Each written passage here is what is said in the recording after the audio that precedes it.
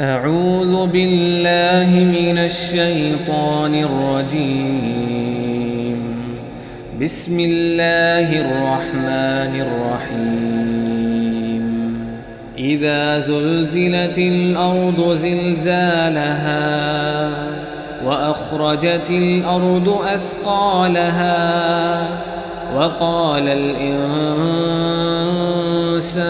ما لها يومئذ تحدث أخبارها بأن ربك أوحى لها يومئذ يصدر الناس أشتاتا ليروا أعمالهم فمن يعمل مثقال ذرة خيرا يره ومن